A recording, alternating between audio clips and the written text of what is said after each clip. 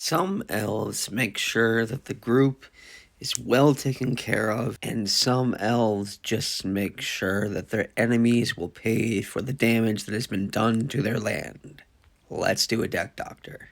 My first cut in this deck is Kindred Dominance, mostly because a lot of the cards that you have in this deck actually want your other creatures to die, and if you're doing a board wipe, all of those triggered abilities will see all of the other creatures die, so I'm just not quite sure why you're going with this board wipe among any others. Now, yes, there are plenty of board wipes that are more efficient than Deadly Cover Up.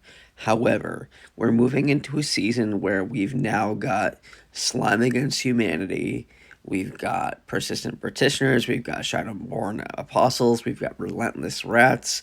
There are all of these decks running around Commander right now that let you have any number of a certain card, and Deadly Cover Up does a great job at just completely neutering that deck, especially if they're starting to go off. My next cut is Visions of Dominance, mostly because this can turn into a dead card if you don't have a creature that has a decent amount of +1/+1 counters on there, because if you're only adding one additional counter at sorcery speed, that 3 mana really just doesn't make sense. And I am going to replace that with Greater Good, because this is just a great sack outlet. You don't need to pump any mana into it, and you get to draw a ton of cards.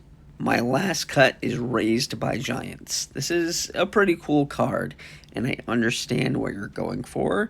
However, I just think that at 6 mana, you've got better options, such as Izoni Thousand Eyed. Now, some people may say this mana cost is too restrictive, but we're in green. We're going to be able to tutor up plenty of lands, and you get tokens based on the number of creatures that are in graveyard, and then you can sacrifice either a non-token or a token creature to gain some life back and draw cards. I just think it makes sense.